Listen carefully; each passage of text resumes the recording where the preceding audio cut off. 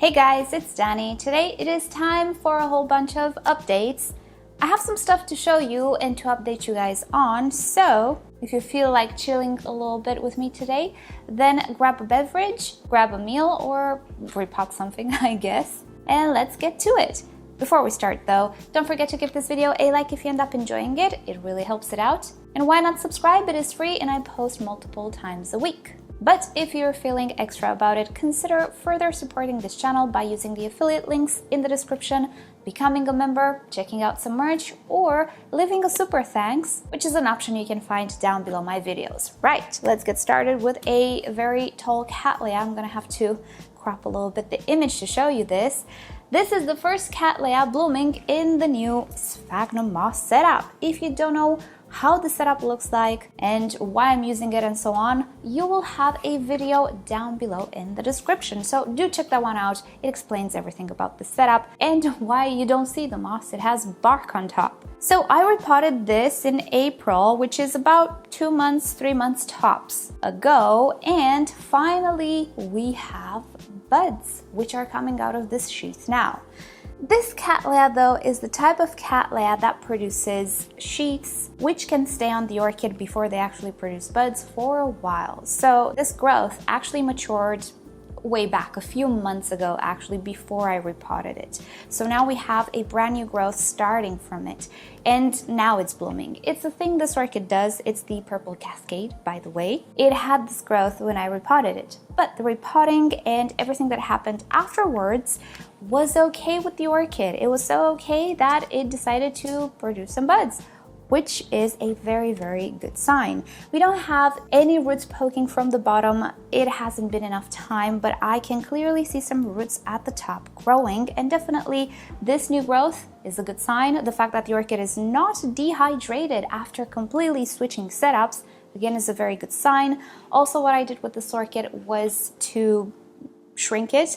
Again, if you don't know what I'm talking about, I have a video on it. I pretty much cut all growths and I keep the fresher growth, and that's how I keep my orchids smaller and more manageable and space saving. Anyway, so I did that. I cut away a lot of the older roots which were not good anymore. I switched setups, and behold, there is no setback, there is no dehydration, there is new growth and buds. Cattleyas, as you know, are the most sensitive orchids when it comes to repotting and disturbing the roots and so on. If Cattleyas don't feel it's right, they will typically not bloom. They will sit with that sheath for years and nothing will happen. Some of you know what I'm talking about. It's very frustrating. But no, she bloomed, she's growing, everything worked out. And actually, this is the story with many of the Cattleyas, or actually all of the Cattleyas that I switched over to the setup. They didn't even feel the difference, even though yes, it is a different setup. But the thing is, that's not what matters. If you know my videos, you know that I tell you it's always about the air to moisture ratio. It's not the material. The orchids don't adapt to the material, but to its effects, and specifically air-water ratio, not pH, not other stuff I discovered. It's only about the moisture levels.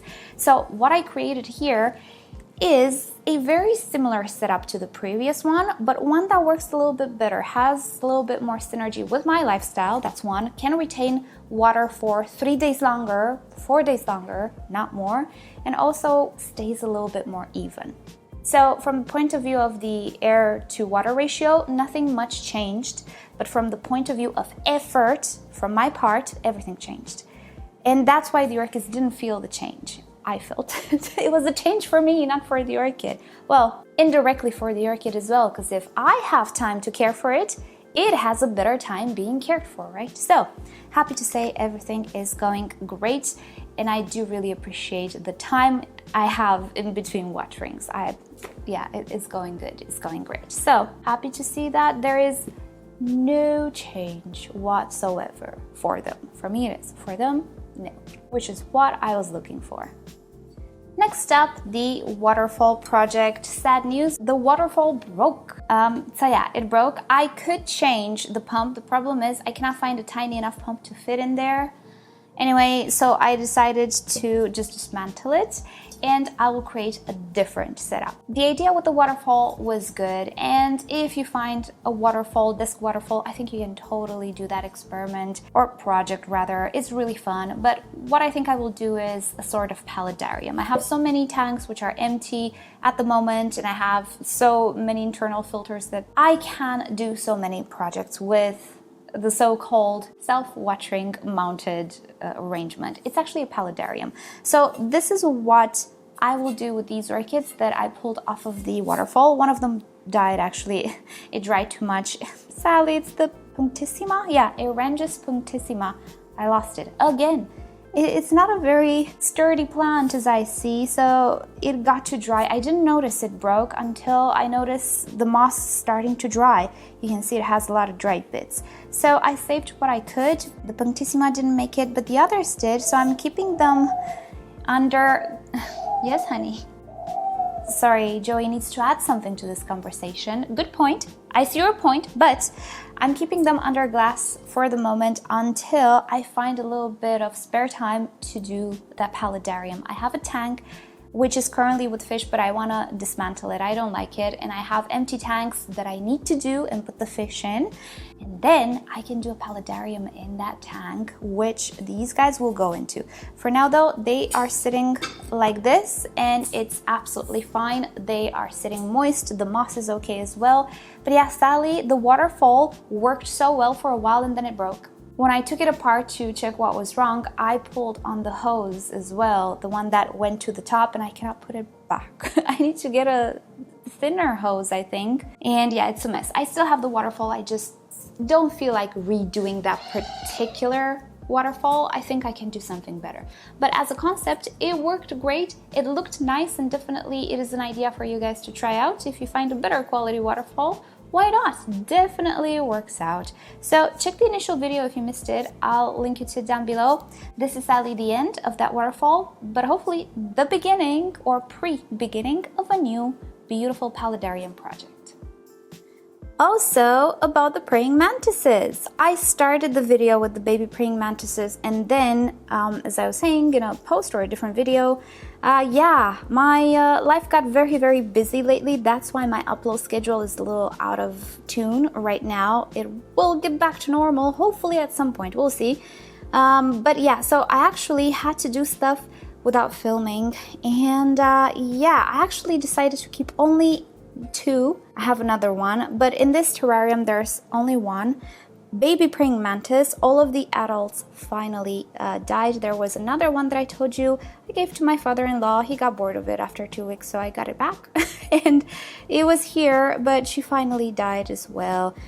I didn't take care of that terrarium anymore since the mantis died, but I still have 2 babies. This is one of them, and here she is. Oh, you're going away. No, she's very tiny and very skittish. See, she's very skittish.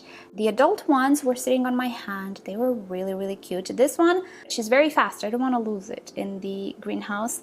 She's very tiny, so for now she's okay, but I think I'm gonna make a tinier display for her. This is a little big, and I kind of want to use this aquarium for a paludarium project with orchids, you know?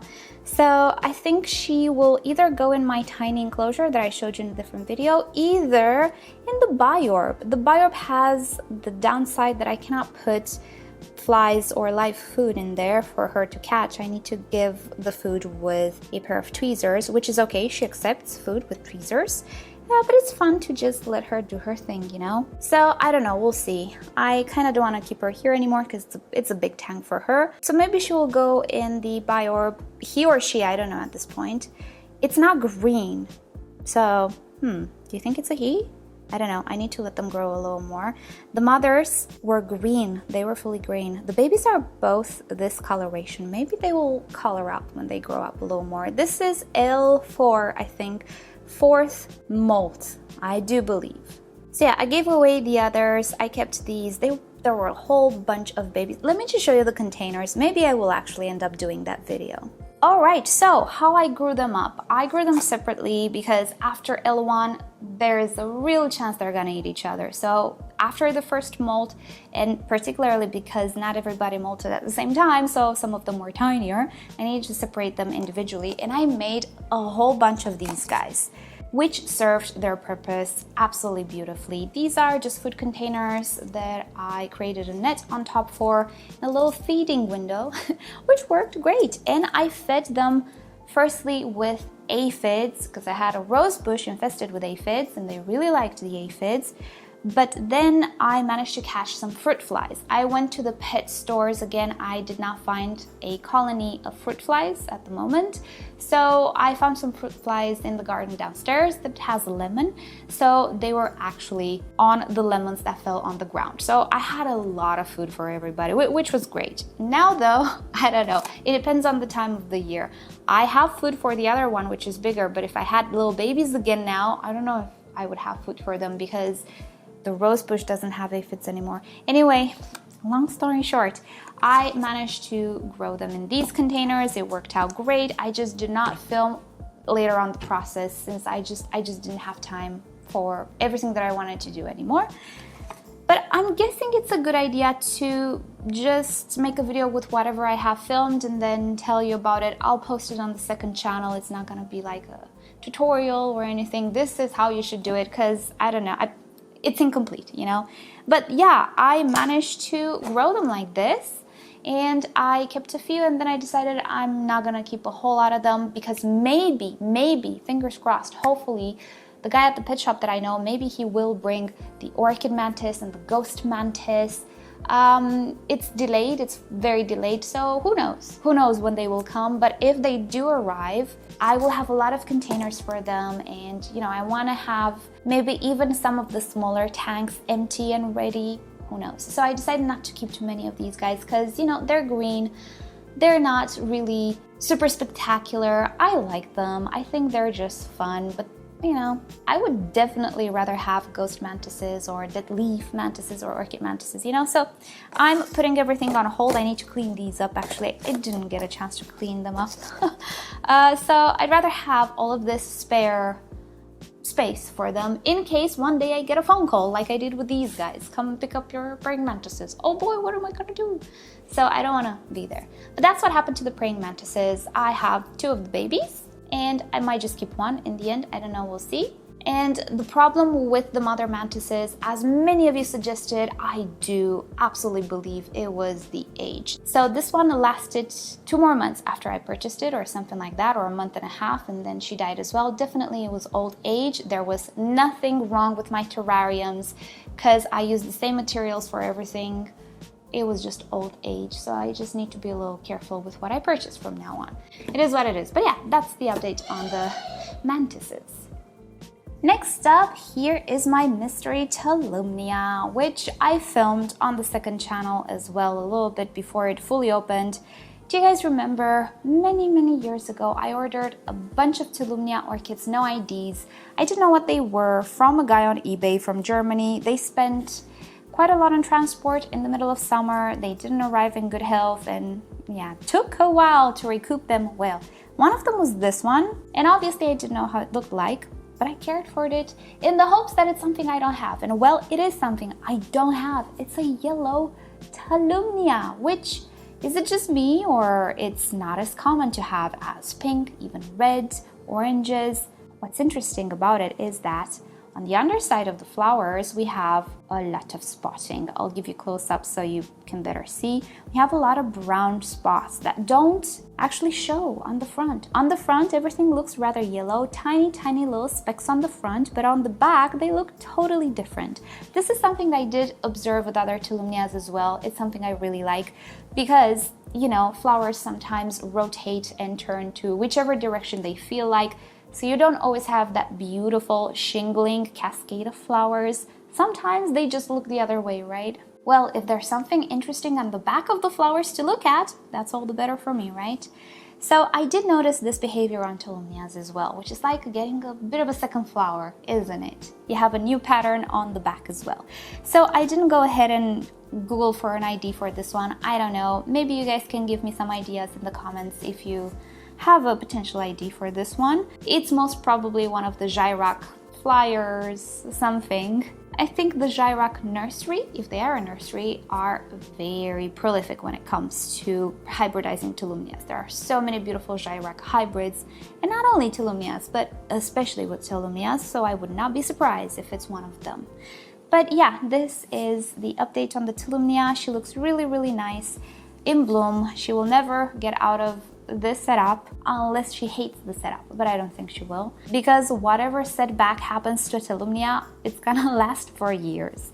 So yeah, happy to see that this one is yellow. It's not fragrant. I have never encountered a fragrant Tolumnia, although I read on the internet that one of them is fragrant, and I think it was the Genting Volcano, and it wasn't fragrant. I don't know what's that about, but I don't think Tolumnias are generally fragrant.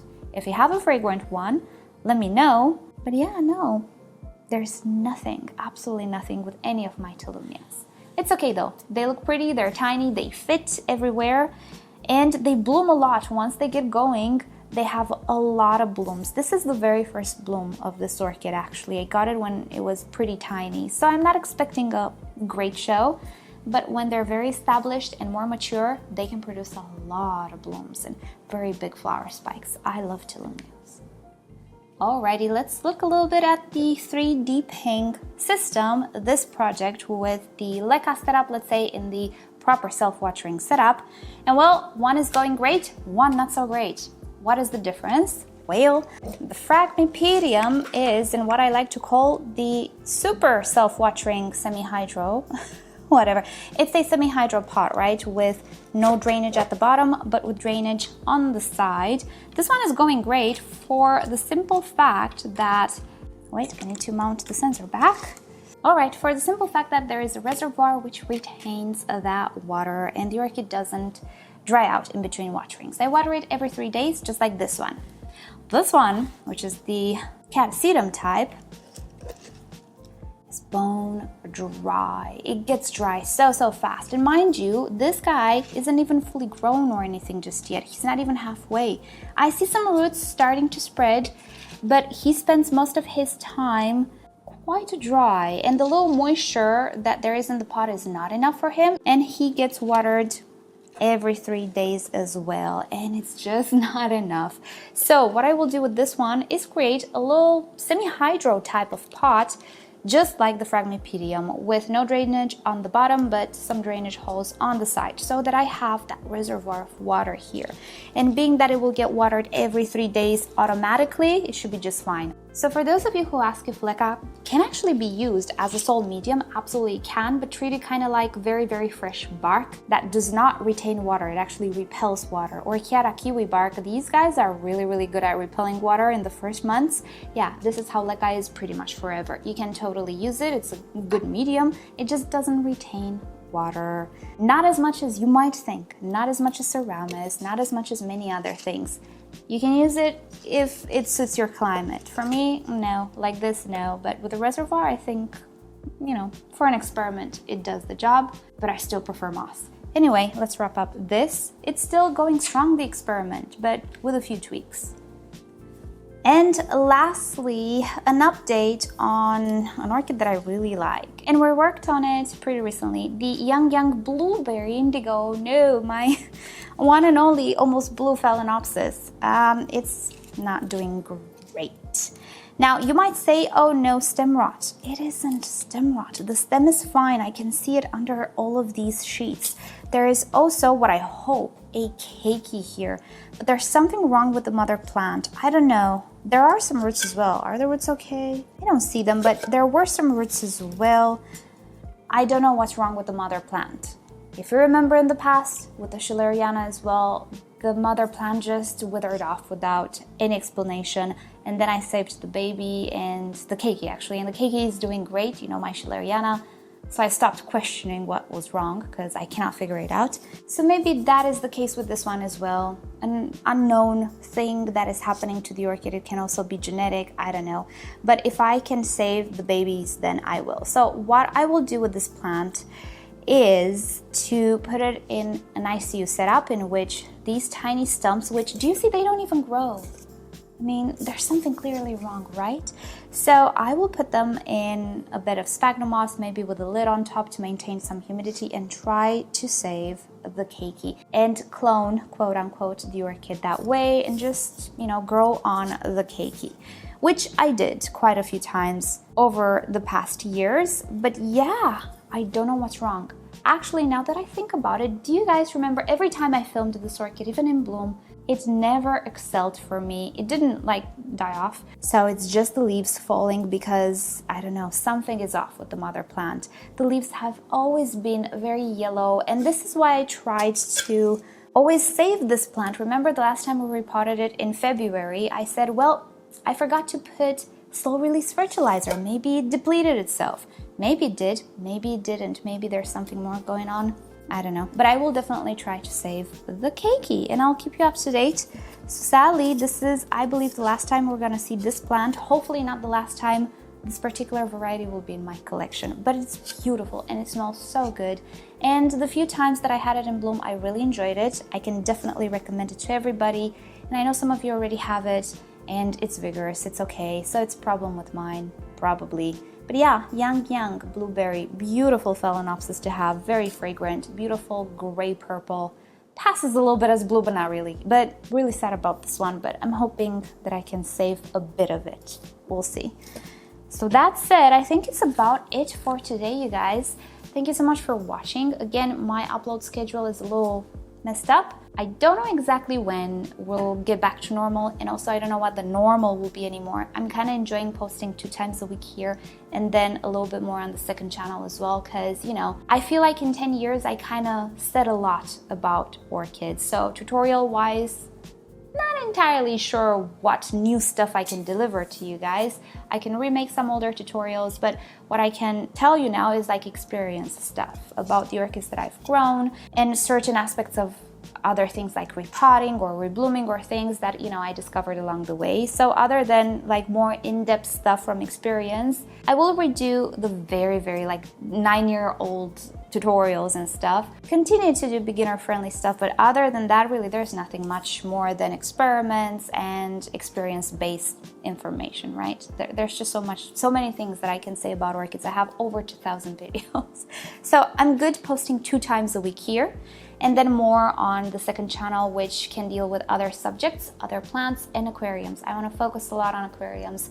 I'll give you a spoiler. My goal for this year, which I don't know if I'm gonna reach, but my goal a few months ago was to make a tiny reef, a nano reef, to get used to it and to learn from it, because when I will have my own house in a few years, hopefully, I do want to have a bigger reef. That's the tank that I want to have like in my home, and I want it to be a reef, and I don't want to mess it up on a big tank. I want to learn as much as I can in a few years on a nano tank, and then, you know, move on. So I want to document all of these things because it's fun for me. So I want to focus the second channel a lot on aquariums, hopefully reefs as well, if not, you know, freshwater. I might in the future, don't get your hopes high, but I might in the future introduce or reintroduce live streams. That's gonna be fun, right? We're gonna see how to do that. I love live streaming. I love like reading your comments real time, answering. So we're gonna see how to do this like properly and with some good equipment, not how we did it 2 years ago. But I want to do that again. So yeah, for this channel, I maybe will go more into live streaming, we'll see. I don't know, I'm thinking. That's the plan. So yeah, thank you guys so much for watching and hearing me blab. I hope you finished repotting. I hope you finished your meal and you enjoyed your time. Thank you for watching. Check out my second channel for the other topics that I told you about. But most importantly, subscribe to this channel for the good stuff. So with that said, I'll see you all next time. Bye.